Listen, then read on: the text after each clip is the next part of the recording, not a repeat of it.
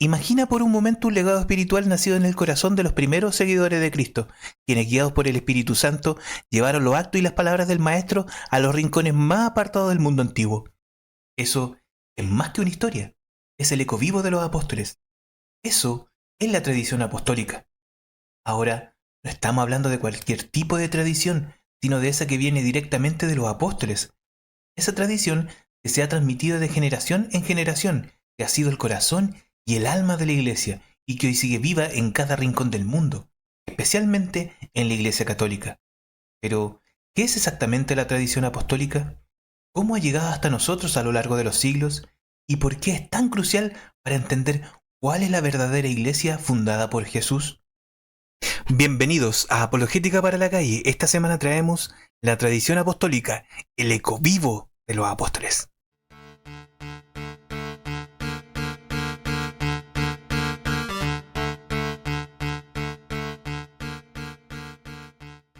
Para empezar, cuando hablamos de tradición apostólica, no estamos hablando de leyendas o cuentos que fueron pasando de boca a boca. Estamos hablando de la enseñanza viva que los apóstoles recibieron directamente de Jesús y que no quedaron escritas en su totalidad en las Sagradas Escrituras, pero que se mantuvieron vivas a través de la práctica y la enseñanza constante en la comunidad cristiana. Es mencionada en las Escrituras como una enseñanza que no se limita solo a lo escrito, sino que también a lo que fue transmitido oralmente. En 2 Tesalonicenses capítulo 2 versículo 15, San Pablo nos dice: así que hermanos, manteneos firmes y conservad las tradiciones que os fueron enseñadas, ya sea de palabra o por carta nuestra. Aquí San Pablo habla de la importancia de conservar no solo las escrituras, sino también las tradiciones orales que se transmitieron directamente de los apóstoles. Otra cita importante se encuentra en 1 Corintios capítulo 11 versículo 2, donde San Pablo elogia a los corintios por seguir las tradiciones tal como él se las entregó. Os alabo porque en todos acordáis de mí y conserváis las tradiciones tal como os las he transmitido. Estas palabras nos muestran que la enseñanza apostólica no se restringe solamente a lo que está escrito en la Biblia, sino que incluye una transmisión viva, una tradición que ha sido mantenida a lo largo del tiempo. Pero así como hay tradiciones de la Iglesia, hay tradiciones humanas que contravienen los mandatos de Dios, y a ese tipo de tradiciones Jesús se opone fuertemente, como lo podemos leer en Marcos capítulo 7, versículos del 8 al 9. Dejando de lado el precepto de Dios, os aferráis a la tradición humana, y le decía: en verdad que anuláis el precepto de Dios para establecer vuestra tradición. Por eso San Pablo en sus cartas advierte la necesidad de mantener las tradiciones apostólicas y de rechazar aquellas que no estén basadas en Cristo. Mirad que nadie os esclavice mediante la vana falacia de una filosofía, fundada en tradiciones humanas según los elementos del mundo y no según Cristo. Uno de los ejemplos más claros y cercanos de la tradición apostólica está en la liturgia, esos ritos y ceremonias que se repiten una y otra vez, casi como un eco de lo que los primeros cristianos vivieron. Además está el catecismo, o la manera en la que se viven los sacramentos, o incluso las fiestas religiosas. Son experiencias que conectan a los fieles de hoy con los primeros seguidores de Jesús. Es como si al participar de estos ritos estuviéramos tocando algo sagrado, algo que viene directamente de aquellos días lejanos. Como vemos, la tradición no es algo que se guarda en los libros. Por eso, cuando hablamos de la Iglesia Católica, estamos hablando de una comunidad que no ha dejado de beber de esa fuente original, que no ha dejado de ser fiel a lo que los apóstoles enseñaron. Pero para entender cómo esta tradición ha llegado hasta nosotros, tenemos que hacer un viaje en el tiempo, hasta los primeros siglos del cristianismo. Aquí entran en escena los padres de la Iglesia, esos grandes pensadores y santos que vivieron en los primeros siglos después de Cristo y que fueron los guardianes de esta tradición. Hombres como San Ireneo, San Agustín y San Atanasio, entre muchos otros, fueron los encargados de defender y explicar la fe, de combatir las herejías y de asegurar que la enseñanza apostólica se mantuviera intacta.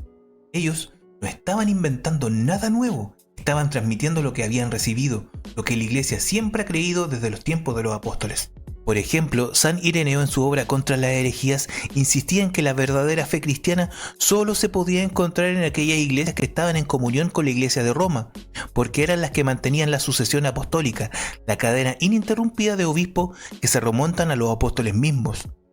Es necesario que toda la Iglesia concuerde con la Iglesia de Roma. A causa de su preeminente autoridad, en ella siempre se ha conservado la tradición apostólica. Aquí, San Ireneo no solo reconoce la importancia de Roma, sino que la presenta como el faro de la verdadera fe, el lugar donde la tradición apostólica se ha mantenido intacta. Y es que él estaba convencido de que la tradición no era otra cosa que la continuación viva de lo que los apóstoles recibieron directamente de Jesús y que pasaron a sus sucesores.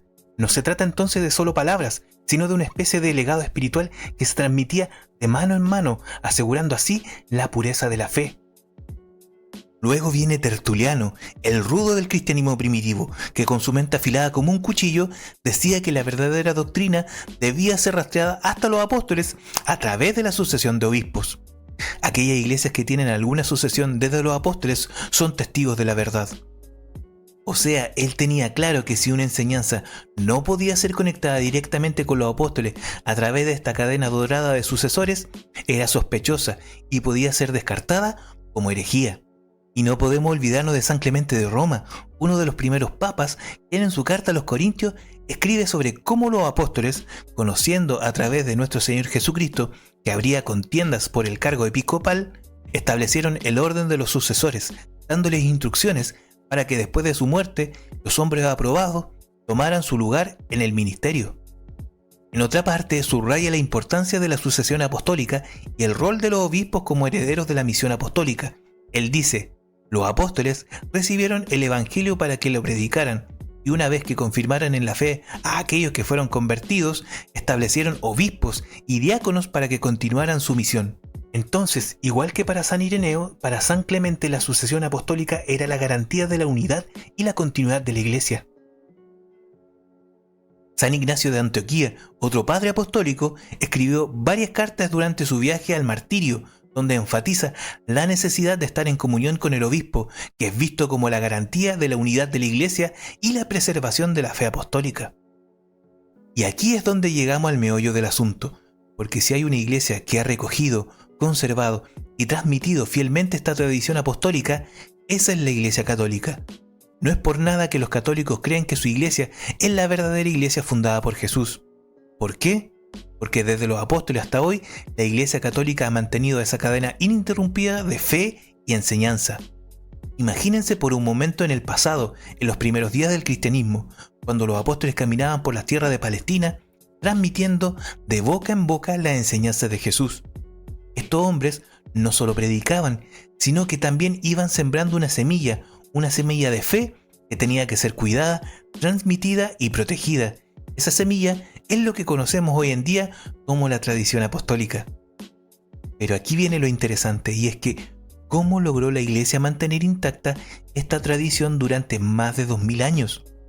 Y es que no estamos hablando de un par de décadas, sino de 2 milenios, en los cuales el mundo ha cambiado radicalmente, pero la esencia de la Iglesia se ha mantenido.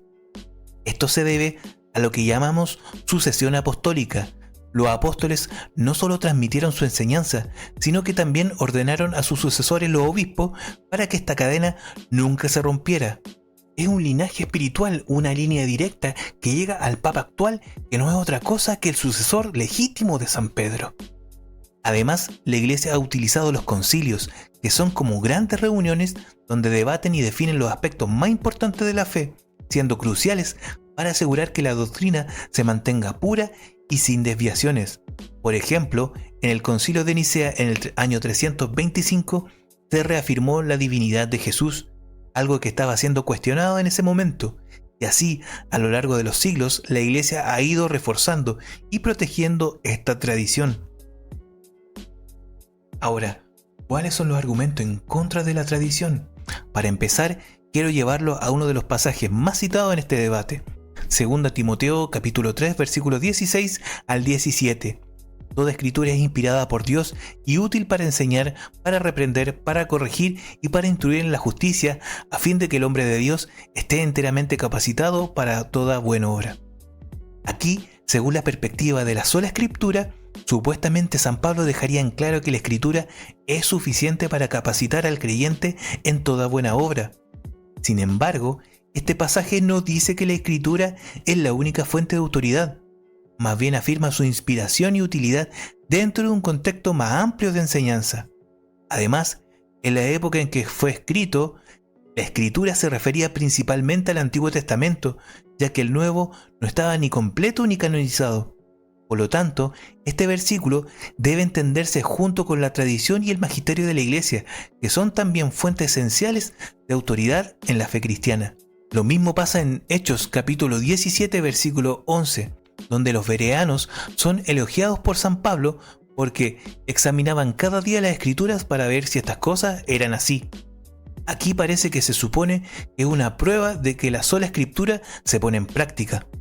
Es cierto que los bereanos revisaban las escrituras, pero lo hacían guiados por San Pablo, un apóstol con autoridad, no por su cuenta.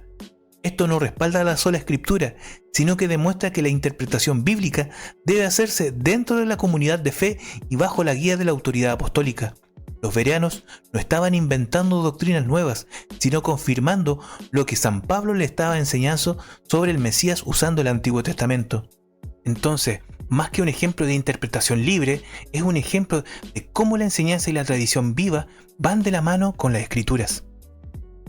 Finalmente podemos citar 1 Corintios capítulo 4 versículo 6, que nos dice: «No os propaséis de lo que está escrito, para que nadie se engría en favor de uno contra otro».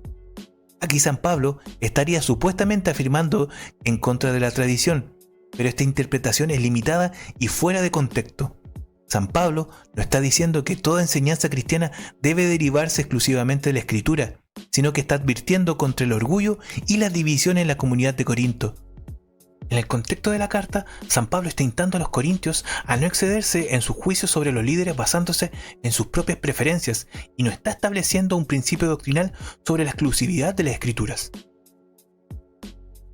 Ahora, ¿cuáles son los argumentos en contra de la tradición? Para empezar, quiero llevarlo a uno de los pasajes más citados en este debate, 2 Timoteo capítulo 3 versículos 16 al 17.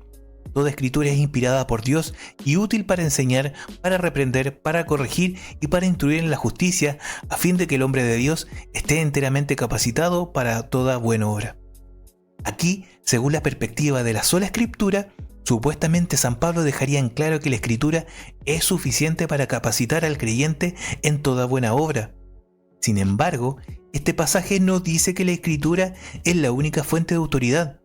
Más bien afirma su inspiración y utilidad dentro de un contexto más amplio de enseñanza. Además, en la época en que fue escrito, la escritura se refería principalmente al Antiguo Testamento, ya que el Nuevo no estaba ni completo ni canonizado.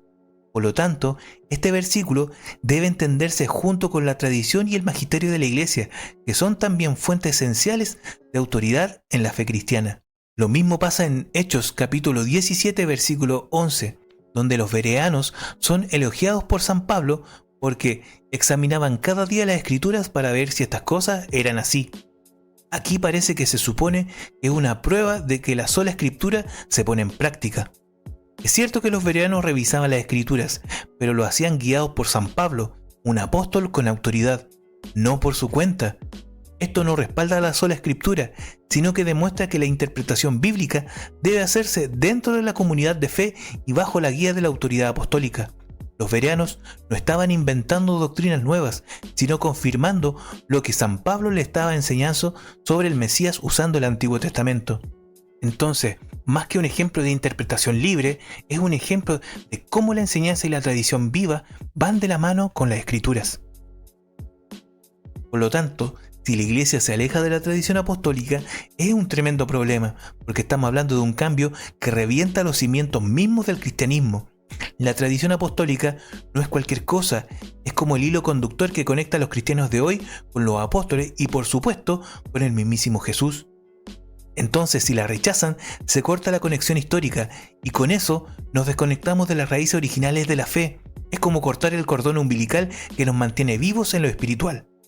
La cosa es que esa tradición ha sido clave para que la doctrina no se desmadre. Sin ella, olvídate.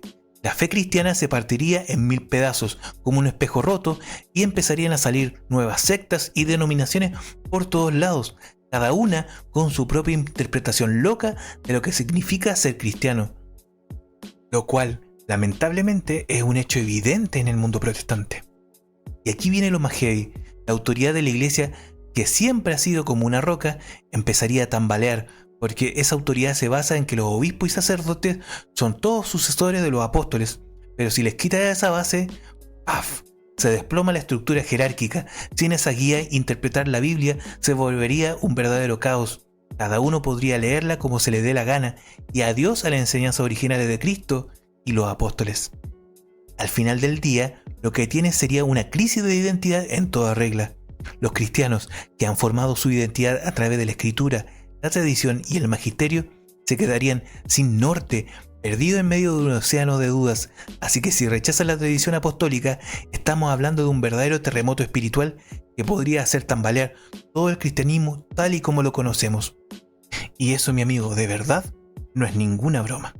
Entonces, compadre, si te has preguntado alguna vez cuál es la verdadera iglesia que Jesús fundó en los apóstoles, la respuesta está ahí.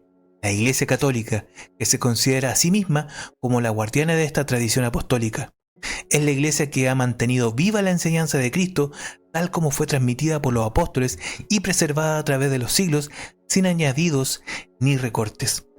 Así que la próxima vez que te pregunten por qué los católicos creen lo que creen, ya sabes, todo se remonta a esa cadena ininterrumpida de fe, esa tradición viva que viene directamente de los apóstoles.